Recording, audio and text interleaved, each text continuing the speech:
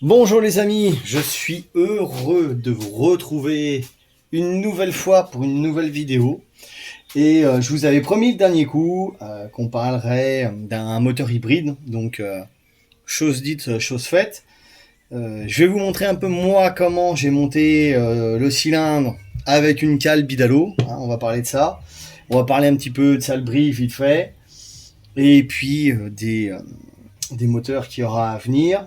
Donc déjà, on va commencer. Salbris c'est bien passé. Trop chaud par contre, vraiment trop chaud. Rien que le matin, le dimanche matin, il faisait 18 à 10 h, donc vraiment trop chaud. Les mécaniques ont souffert un peu, monté en température, pas pour ma part, mais pour certains, il y a eu des cas où ça chauffait un peu. Sinon, pas beaucoup de dégâts en règle générale, mais sinon, je suis assez content de mon Spitro, puisque mon 90 WR, lui, il n'y a plus de preuves à faire dessus. Ça fait déjà un moment qu'il tourne. Mais le Spitro, avec la nouvelle variation, nouvel embrayage, nouveau moteur, qui n'avait pas encore roulé à Salbris, et ben du coup, ça fonctionnait super bien. Donc pour ceux qui ne le savent pas, j'avais monté un Vilo Course 44 parce que je voulais monter un 78 RT. Sauf que la culasse n'étant pas prête au moment où je voulais, risquait de ne pas être prête. J'ai pris le pack 88 Airsal, et comme j'avais déjà mis le Vilo Course 44 dedans TPR, ça me faisait chier de rouvrir le moteur, donc j'ai fait reprendre l'embasse pour faire un 86. Et quand j'aurai l'occasion d'ouvrir le bloc, je remettrai le Vilo Course 45. Là, c'est un C44 dedans. Et ça fonctionne très bien. Très bien. J'ai gagné quasiment 1 seconde 7 normal, hein, par rapport à la majoration de cylindrée, par rapport à un montant personnel, aussi par rapport au poids du véhicule, puisque j'ai mis une roue junior derrière, donc ça y fait quand même. Donc l'année dernière, surtout avec le poids que je fais, un poids sur la bascule, donc tout complet, pilote machine combinaison 147,3 kg, donc ce qui est énorme, hein, pour cette discipline-là. Bon après, hein, moi je cherche pas à faire des podiums ni des chronos de ouf, c'est juste pour passer un bon week-end avec tout le monde. Euh, Parce que le scout, lui, il est dans les clous au niveau du poids. Et donc avant, je tournais en 8,2 avec le 70 RT. Là, dommage, les premiers chronos du matin n'étaient pas comptabilisés parce que c'était les essais. J'ai fait 7,5 et compté 7,7, ce qui est pas mal, avec une vitesse de 101,3. Avec une variation qui était encore un petit peu... Enfin, la variation n'était pas à l'ouest, mais l'embrayage était encore un petit peu à l'ouest. Il faut que j'essaye de changer de pente. Au niveau de mon correcteur de coupe, j'ai mon correcteur de coupe qui souffle trop vite, donc le scoot qui part très bien, puis après qui se casse la gueule très vite aussi. Enfin, arrivé aux 120 mètres, il se casse un peu la gueule sur la finale. Donc, j'ai plus que ça à régler, mais franchement, puis avec le poids que je fais, franchement, ça marche pas mal. Comparé à comment il tourne avec une autre personne que je vous citerai tout à l'heure, les réglages sont pas les mêmes, quoi. Donc voilà, ouais, qui fonctionne très bien. Euh, donc voilà, après, voilà, peaufiner les réglages, tout ça. Donc ça le bris s'est bien passé. Pour Quentin, pareil, pour le MXS, franchement, il a amélioré son record personnel. Vitesse de pointe, tout ça, franchement, ça marche super bien. Sauf que bah, du coup, il s'en sépare, puisqu'il est pas à l'aise dessus. Il part sur du Spitro aussi, sur du Scoot. Donc la machine est à vendre. Donc normalement il y a un gars qui vient chercher le châssis. Par contre, si quelqu'un est intéressé, donc dessus il y a un 90 MXS qu'on a repassé en course 45, donc bielle de 90. Donc tout le moteur, le bas moteur est neuf, hein. Le Vilo il a quoi il a dû faire 4 runs et puis c'est tout. Donc voilà. Le cylindre il doit avoir une vingtaine de runs, donc il est nickel. Donc celui que ça intéresse, hein, bah, il me contacte moi ou Quentin, et puis voilà. Et puis lui aussi, il a bien roulé. Après, bah donc moi, j'ai pas trop roulé l'après-midi parce qu'il faisait super chaud. Par contre, il y a une personne qui est venue rouler dessus le dimanche après-midi, malgré qu'il faisait chaud, pour essayer un petit peu. Je l'avais déjà croisé un ou deux coups sur un ou deux rassos, mais j'avais pas trop le temps de discuter avec lui. Et là, il a essayé mes machines. C'est Enzo de chez Monkey Rider, donc qui est venu essayer mon 90 WR pour voir ce que ça faisait en run et le Spitro, et je pense qu'il a kiffé pas mal. D'ailleurs, je crois qu'il doit y avoir une vidéo qui doit sortir samedi où il en fait. Moi, j'aurais pu en faire une vidéo, mais le problème, c'est que cette semaine, j'ai pas le temps de m'amuser à faire des montages, parce que le problème qui s'est passé là-bas, c'est qu'ils ont des nouvelles cellules. Donc, par contre, le truc qui est pas mal, c'est qu'il y avait des nouvelles cellules, une nouvelle guirlande pour la course, tout ça. Sauf que il y avait que des mises à jour à faire. Alors, j'ai des blancs sur la vidéo qui durent 10 minutes. Donc, je vais pas m'amuser à couper 50 fois les vidéos pour faire un montage. Et puis, j'ai franchement pas envie de cette semaine. Je suis super fatigué, toujours avec mes problèmes de santé qui s'arrangent pas. Donc, voilà. Donc, je pense que je vais laisser les autres qui ont des vidéos à faire mieux. Vous verrez, je pense, un petit peu ce que ça va donner si Enzo a filmé un petit peu Salbris. Sinon, il y aura d'autres vidéos de Salbris qui seront faites par d'autres personnes, je pense. Donc voilà, ça c'était la petite parenthèse du Salbris du week-end. Donc là, on est parti sur le 94 Italkit que je vais monter sur le carter est déjà fermé, hein, qu'on va monter sur Derby. Alors ça, c'est un cylindre que j'avais déjà préparé il y a quasiment presque 10 mois. Pour ceux qui se rappellent, hein, sinon ceux qui se rappellent pas, ils retournent voir la vidéo. J'avais monté ce 94 là sur une HM il y a à peu près une dizaine de mois.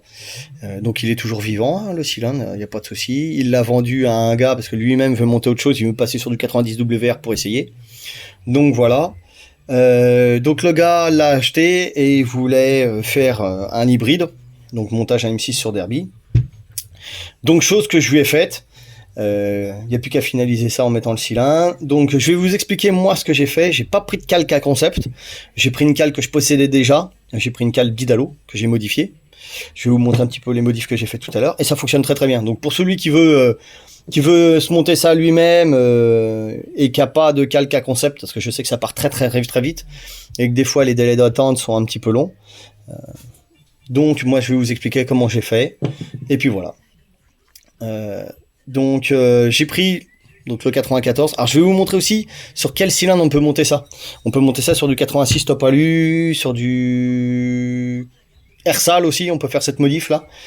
Donc enfin moi c'est ce que j'ai fait personnellement, puisqu'au niveau du refroidissement c'est un petit peu léger. Avec la cale K concept on conseille de mettre 2 radiateurs, même avec celle-là hein, de toute façon. Mais bon, moi j'ai essayé de faire en sorte que même avec un seul radiateur ça fonctionne déjà pas mal. Et on peut réussir à exploiter le système de refroidissement avec un seul radiateur, je pense. Donc voilà. Donc moi j'ai pris une cale Bidalo que j'ai modifiée hein, bien sûr. Et je lui ai fait donc le petit trou. Donc je vais vous expliquer un petit peu comment je mets la cale après. Donc j'ai fait un petit trou avec un chanfrein pour faire le conduit ici. Donc je sais pas si vous allez voir. Voilà. Donc un petit conduit chanfreiné. Donc je vais vous montrer hein, comment j'installe ça tout à l'heure avec le joint d'embase de chez Bidalo qui a dans le pack 90-96. Hein, voilà. Et puis le joint qui va avec d'origine où j'ai modifié un petit peu cette partie-là. Et voilà ce que ça donne un petit peu une fois tout ça chanfreiné pour faire le passage de refroidissement. Donc voilà, moi ce que j'aime bien faire, comparé à la cale K concept, c'est qu'on peut taper un peu dans le cylindre, comme moi j'ai fait là. Voilà, donc sur tous les cylindres qui sont pleins ici, on peut faire ça. Comme sur les top alu, voilà. Top alu c'est même encore mieux parce que vous pouvez carrément casser toute cette partie-là et vous tomberez dedans directement. Comme ça, si je mets la cale, hop, on tombe dessus direct. Donc voilà, là-dessus, on peut taper dedans aussi, puisqu'il y a toute cette partie-là qui est plate. Donc voilà, moi j'ai chanfreiné, j'ai fait un passage de flotte là-dedans. Voilà ce que ça donne. Donc quand on emboîte tout ça, donc voilà ce que ça donne. Quand on modifie un tout petit peu tout ça, voilà. Donc je vous montre ça, le joint, voilà. La petite cale. Donc le trou est largement suffisant pour le refroidissement. Là on voit pas beaucoup, mais il y en a qui vont me dire oui mais le trou est tout petit. Je peux vous dire que le trou, j'ai 2 x 5 mm en largeur. Et quand on voit sur les Ersal extrêmes, le trou de refroidissement sous celle de Derby, c'est 2 trous de 4. ça fonctionne, ça refroidit largement. Donc là, j'ai facile 2 trous de 5 mm côte à côte. Donc c'est largement suffisant pour que ça passe. Ça paraît pas en vidéo, mais il y a largement assez. Et puis bon, après, la petite cale du dessus, qu'on vient remettre dessus pour le refroidissement ici. Je vais vous expliquer, moi, comment j'ai monté ça. Voilà. Hop, comme ça. Il y a l'étanchéité qui est parfaite. Donc voilà, un petit peu comment j'ai fait. Donc bon, bah ça, c'est les carters hein, qui sont modifiés pour recevoir le cylindre. Préparé, bien sûr. De chaque côté, je vais essayer de vous montrer ça. Voilà. Enfin, de toute façon, vous voyez bien le boulot que je fais d'habitude. Ouais, voilà. Donc, je vais essayer de vous filmer ça. Je vais vous faire un pré-montage comme ça, directement. Stock. Comme ça, vous allez voir un petit peu comment moi j'ai fait ça. Pour ceux qui veulent faire ça, pareil. Donc, voilà. Moi, j'ai pris donc, la petite cale Bidalo.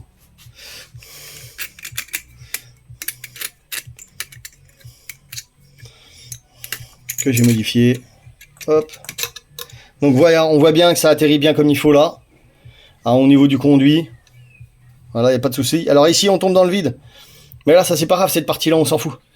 Puisque de toute façon, j'ai la platine qui vient par-dessus. Qui est chanfreinée avec le conduit. Donc voilà. Après, la partie chanfreinée avec le conduit sur le dessus. Donc forcément, la partie qui est en dessous, c'est vide. Le petit joint. Alors après, je vais parler aussi de la modif que je fais sur les 94 Italkit, parce qu'il y en a plein qui me demandent des fois qu'est-ce que je fais au niveau de la jupe, parce qu'il y a toujours la même maladie des 94 Italkit qui ont le bas de jupe qui pète. Je vais vous expliquer toujours pourquoi, puisque là, ce coup-ci, j'en ai un que j'ai modifié dessus. Donc, je vais pouvoir vous montrer. Donc voilà, cette partie-là. Et puis bah après, on empile le cylindre, ça tombe pile poil au niveau du trou de refroidissement. Et hop, roule ma poule. Voilà comment faire. Pour celui qui veut faire un montage hybride avec une cale Bidalo. Alors, la cale Bidalo vaut pas si cher que ça, je crois qu'elle vaut 18 ou 20 euros. Donc après, celui qui a envie de prendre les joints avec, et puis le joint après du cylindre qui va vouloir monter dessus. Donc il y en a pour vraiment pas trop cher non plus, quoi. Donc voilà. Alors après, pour le problème des excusez-moi, des Italkit. Alors souvent, celui-là, voilà, moi je l'ai modifié. Alors je sais pas si on va voir, voilà. J'ai modifié un peu le bas de jupe, puisque ici, si on regarde bien, merde, je tape dans l'objectif. Si on regarde bien, c'est pas tout à fait droit, c'est légèrement de travers. Alors je fais cette modif-là pour la simple et bonne raison que les Italkit, alors, ils ont essayé de faire des modifs ici. C'est pour ça qu'ils ont mis des goujons avec des centreurs dessus, parce que quand on regarde bien les Italkit, les trous font pas 7. On est plus à 8 qu'autre chose. Alors ils se sont dit, bon bah peut-être que c'est la jupe, quand on le met dans le bloc, qui bouge et qui vient toucher devant et qui fait que le bas de jupe ici il pète. Non. Parce que même avec cela, ça le fait aussi. Le truc qui se passe, c'est que là, à l'intérieur du cylindre, de ce côté-là, donc ceux qui ont des 94, qui n'ont pas encore fait la modif, je vais essayer de pas taper dans l'objectif, voilà. Cette partie-là ici, en fin de compte, quand il y a le morceau qui est pas coupé ici, cette fabrication, enfin c'est un défaut de fabrication, c'est un défaut dans le moulage. Cette partie-là ici, avec les vibrations, vient amorcer la jupe à l'avant, et après vous vous retrouvez avec une fissure tout le long. Et c'est à cause de ce défaut-là de moulage que la fissure commence, et ça fait ça tout le long. Vous avez le défaut des deux côtés, de toute façon. Alors, est-ce que je vais le voir aussi de ce côté-là? Ouais, voilà, aussi. Mais c'est plus flagrant de l'autre côté. C'est souvent de ce côté-là qu'il y a le souci. Qu'on voit ça. Là, voilà. Ici, surtout, là. Toute cette partie-là, là, ça vient amorcer avec les vibrations et ça pète tout le long. Donc, la seule solution, c'est de venir couper. Donc, vous retirez à peu près 5 mm en haut et 2-3 mm en bas. Vous tirez en biais. Du moment que vous allez vous couper et que vous cassez un petit peu l'amorce qu'il y a à cet endroit-là au niveau du défaut de moulage, et après là vous êtes tranquille, votre bas de jupe il cassera jamais. Donc voilà ce que je voulais dire, un coup sur les 94, pourquoi moi je l'ai modifié comme ça, parce que vous avez plein de gugus qui cherchent à comprendre pourquoi c'est fait là, mais c'est tout simplement à cause de ça. Donc voilà. Donc moi, c'est le petit montage que j'ai fait pour le montage hybride. Donc celui qui veut essayer, qui veut se faire ça, et ben maintenant il sait comment le faire. Donc normalement ce moteur là va être fermé aujourd'hui. Et je vais voir avec le propriétaire, soit qu'il me ramène la machine, il monte le moteur ici et on le met en route ensemble, ou c'est lui qui va le faire, ou c'est moi, enfin je vais voir avec lui comment ça va se passer, mais je vais le finir tout à l'heure, et puis il va être prêt. Semaine prochaine, on aura un 70 WR aussi à monter, sur Derby. Après, j'aurai un pack complet 88 stage 6 encore, donc je sais pas si je ferai une vidéo là-dessus. S'il y en a que ça intéresse de revoir une vidéo encore du pack 88 stage 6 sur un AM6, bah dites-le moi, je le ferai. Sinon, je ferai une vidéo sur le 70 WR. Mais voilà, je voulais juste faire une petite vidéo vite fait là-dessus pour montrer un peu le montage que moi j'ai fait avec une cale Bidalo sur un hybride Derby AM6. Donc voilà les amis, et puis bah, s'il y a d'autres trucs un petit peu plus intéressants à remontrer, bah, je vous referai une vidéo. Bon bah je vous dis à plus tard, salut.